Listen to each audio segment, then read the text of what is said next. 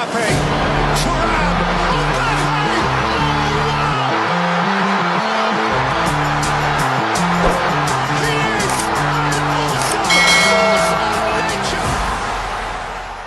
አርሰናል በቻምፒየንስ ሊጉ ደጋፊዎቹን ይክስ ሲሆን የሊቨርፑል ዋንጫ ጉዞስ ዛሬ በአንፊልድ ምን ያስመለክተናል? የአርሰናል ክፍተት ግርማ ሞገስ ያላበሰው ሊቨርፑል በ33 ጨዋታዎች በሁለቱ ብቻ ቢሸነፍም ዓመቱን ሙሉ ያሳየው ብቃት ግን ትልቅ ክብር የሚያሰጠው አይደለም የሚሉት ተንታኞች እየተሰሙም ነው። ለዚህ ደግሞ እጁን በእጁ ቆርጧል የሚባለው አርሰናልና ድንገት የተንኮታኮተው ማንቸስተር ሲቲ ደካማ መሆናቸው ለሊቨርፑል መግነን ምክንያት ናቸው ይባላል። የእናንተስ ሀሳብ እዚህ ላይ ምንድነው? በኮሜንት ልታሳውቁን ትችላላችሁ። ዛሬ ሊቨርፑል በአንፊልድ ሮድ ቶትናምን ያስተናግዳል። በዚያውም ለ20ኛ ጊዜ ፕሪሚየር ሊጉን ዋንጫ ከፍ አድርጎ ለመሳም ይፋለማል። ይህንን እውን ለማድረግ ደግሞ አንድ ነጥብ ብቻ ማግኘት በቂው ነው።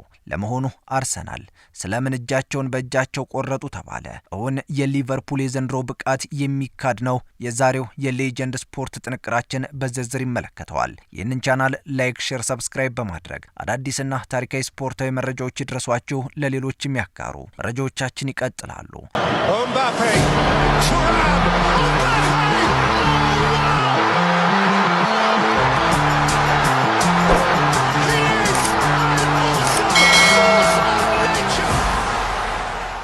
ሊቨርፑል 33 ጨዋታዎችን አድርጓል። 24 ጨዋታዎችን አሸንፏል፣ በሁለቱ ተሸንፏል። 6 ጨዋታዎችን በአቻ ውጤት አጠናቋል። ይህ ቁጥራዊ መረጃ ደግሞ 4 ቀሪ ጨዋታዎች እየቀሩት ዋንጫ የሚያነሳበት ሁለተኛውን ታሪክ የሚጽፍበትም ይሆናል። ባለፈው ጥቅምት ወር ላይ ፕሪሚየር ሊጉ ሲጀመር የትኛውም የሊቨርፑል ደጋፊ ያለበለዛም ተጫዋች ቢጠየቅ ዋንጫ የማንሳት እድላችን ከ5 በመቶ በታች ነው የሚል ምላሽ ነበር የሚሰጡት። ለምን ቢባል ያኔ የርገን ክሎፕ የሚባሉት ነውጠኛ ክለቡን ለቀው ፕሪሚየር ሊጉን ይሁን ሌሎችን የአውሮፓ ታላላቅ ሊጎች ላይ ልምድ የሌላቸው ሆላንዳዊ አርነ ስሎት ዋና አሰልጣኝ ተደርገው ሲቀመጡ ይህ ይሆናል ብሎ ያሰብ አልነበረም። ምናልባትም ባለፉት 10 ዓመታት ዝቅተኛ ግምት ተሰጥቷቸው ዋንጫ ካነሱት ክለቦች መካከል በሌስተር ሲቲ ካልሆነ በቀር የትኛውም ክለብ ዝቅተኛ ግምት ተሰጥቶት ዋንጫን ያነሳ እንደ ሊቨርፑል ማን ሊኖር? የሊቨርፑል የቀድሞ ግብ ጠባቂ ሳንደር ዌስተርቬልድ ይህንን እውነት ያረጋግጣል። የሊቨርፑል ሰዎች አርነ ስሎትን ከማምጣታቸው በፊት የቀድሞ አማካኛቸውን የባየር ሊቨርኩሰን አሰልጣኝ ዣቪ አሎንሶን ለመቅጠር ንግግር ጀምረው ነበር፣ ግን ሳይሳካላቸው ቀርቶ ነው አርነ ስሎትን ያስፈረሙት ይላል። የዛሬ ምሽቱ ፍልሚያ ሊቨርፑል ለ20ኛ ጊዜ ፕሪሚየር ሊጉን ዋንጫ ያነሳ ይሆን የሚጠበቀው ጉዳይ ነው። በሳምንቱ አጋማሽ አርሰናል ከክሪስታል ፓላስ አቻ መለየቱን ተከትሎ ሊቨርፑል ዋንጫ የማንሳት እድል ሰፊ እንዲሆን አድርጎታል። በእርግጥ ከቅርብ ጊዜ ወዲህ ሊቨርፑል ወጥ የሆነ አቋም ማሳየት ተስኖት እንጂ አስቀድሞ ዋንጫውን ማንሳት የሚችልበት እድል ሰፊም ነበር። በዚህ ውድድር ዓመት ሊቨርፑል በአንፊልድ ሮድ ካደረጋቸው ጨዋታዎች መካከል የተሸነፈው በአንዱ ብቻ ነው። የዚህ ሳምንት ተጋጣሚውን ቶትናምን 10 ግብ በሁለት ጨዋታዎች ያዘነበበት ሊቨርፑል በካራባው ዋንጫ 4-0 ሲያሸንፍ በፕሪሚየር ሊጉ በመጀመሪያው ዙር ጨዋታ 6 ግቦችን አስቆጥሮበታል። ይህ ጨዋታ ከመደረጉ አስቀድሞ ያሉ ነጥብ ልዩነቶችን ብናስቀምጥ እንኳን ቶትናም ከሊቨርፑል በ42 ነጥብ ዝቅ ብሎ ነው ጨዋታውን የሚያደርገው። ይህ ደግሞ የዛሬ ምሽቱን ጨዋታ ድል ለሊቨርፑል ሊሆን እንደሚችል አመላካች ነጥብ ሊሆን ይችላል ማለት ይቻላል። ይህ ደግሞ በታሪክ ሁለተኛው ከፍተኛው ነጥብ ሆኖ ነው የተመዘገበው። Mbappe, Thuram,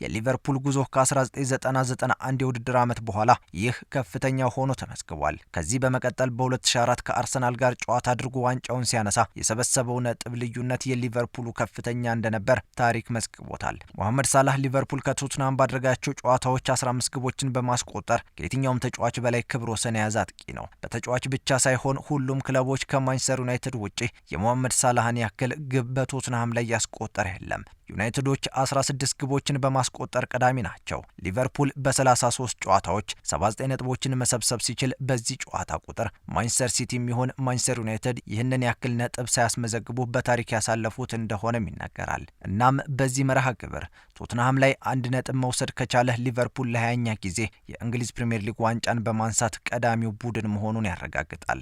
አሁን ላይ ከማንቸስተር ዩናይትድ ጋር 19 ጊዜ የፕሪሚየር ሊጉን ዋንጫ ከፍ ያደረገው ሊቨርፑል ዛሬ በታሪክ 20 ጊዜ ዋንጫውን ያነሳ ሌላኛው ክለብ ክለብ ለመባል የሚፋለም ይሆናል። የሊቨርፑል ኃያልነት ወይንስ ደግሞ የተከታዮቹ ድክመት? ይህ ለስካይ ስፖርቱ ተንታኝ አንደርሰን ሳንሲስ ቀላል መልስ የሚፈልግ ቀለል ያለ ጥያቄ ነው። በእርግጥ የአርነ ስሎት ጥንካሬ የማይካድ ቢሆንም የፔፕ ቡድን ማንቸስተር ሲቲና የሚኬል አርቴታው አርሰናል ዓመቱን ሙሉ ወጥ አቋም ማሳየት አለመቻላቸው ለሊቨርፑላውያን የተበረከተ ችሮታ ነበር ማለት ይቻላል ይላል።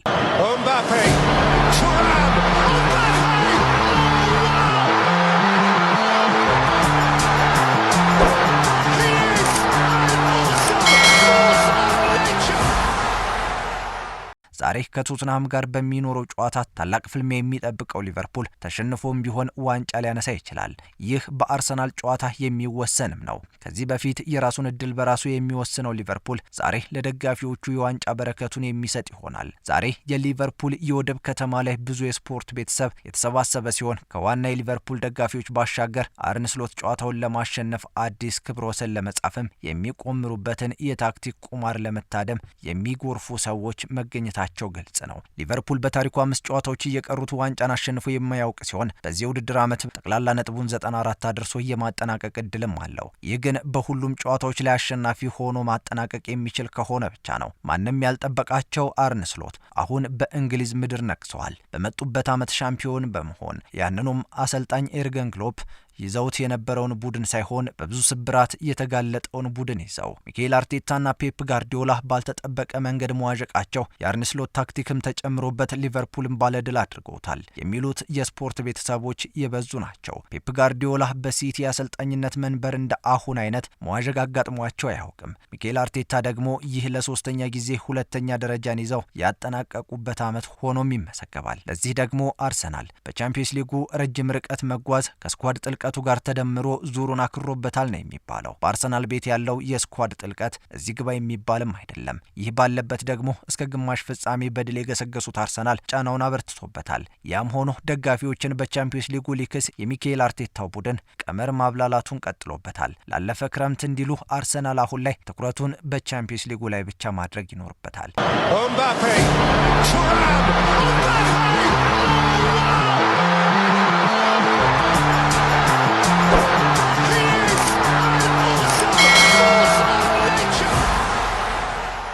የሊቨርፑል ደጋፊዎች አሁን እንዲህ እያሉ ናቸው። ሰዓቱ ደረሰና ይኸው ዛሬ ደግሞ በሌላኛው ታላቅ ደስታ እጅጉን ተዘጋጅተናል አሉ። የዛሬ የሊቨርፑል ድል አቻ አላልኩም፣ ድል ለእኔ ትልቅ ትርጉም አለው ከዋንጫውን ባሻገር ሲሉ አንድ ደጋፊ ይናገራል። ዛሬ የሊቨርፑል ድል ማለት ለእነርሱ ዓመቱን ሙሉ ሊቨርፑል አያሰጋንም እያሉ ለራሳቸው ትልቅ ስጋት ውስጥ የገቡ ቡድኖች ለማያሰጋቸው ለሊቨርፑል እያጨበጨቡ ሜዳ የሚያስገቡበት መሆኑ አንደኛው ነው። ሲቀጥልም ዊ አር ኖት ኢን ዘ ታይትል ሬስ ሲሉ የነበሩ ደጋፊዎችም የእውነትም ከታይትሉ ወጥተው ለሊቨርፑል የሚያጨበጭቡበት መሆኑ ለእርሱ ታላቅ ስኬት ነው። እንዲሁም ሊቨርፑል እንግሊዝ ላይ ያለውን ኃያልነት በይፋ በብቸኝነት የሚመራበት ነው። ከዚህ በተጨማሪም አንዳንድ ክለቦች ቶፕ ፎርን ወይንም ደግሞ ምርጥ 4 ለመግባት የሊቨርፑልን እርዳታ የሚሹበት ጭምርም ነው ማለት ይቻላል። እነኚህ ክለቦች እንደ ማንቸስተር ሲቲ አይነት ክለቦች ቀዳሚዎቻቸውን ለመብለጥና በአውሮፓ መድረክ ለመሳተፍ ክለቦችን እንዲያሸንፉላቸው ምኞታቸውም ጸሎታቸውም ነው። እነርሱ እንዲህ ይላሉ። ህልም ቢመስላችሁም ባይዋጥላችሁም ይሄ ገናናው ሊቨርፑል በአዲስ አሰልጣኝ በ13 ሚሊዮን ዩሮ ወጪ በመጀመሪያ ዓመቱ 97ና 92 ነጥብ ያጣውን ፕሪሚየር ሊጉን በ80 ነጥቦች የዋንጫ ባለቤት ሊያደርግ ከጫፍ ደርሷል። ጥንቅራችን አበቃ። ይህ ሌጀንድ ስፖርት ነው። ይህንን ቻናል ላይክ፣ ሼር፣ ሰብስክራይብ በማድረግ አዳዲስና ታሪካዊ ስፖርታዊ መረጃዎች ይድረሷችሁ። ቸር ቆዩልን።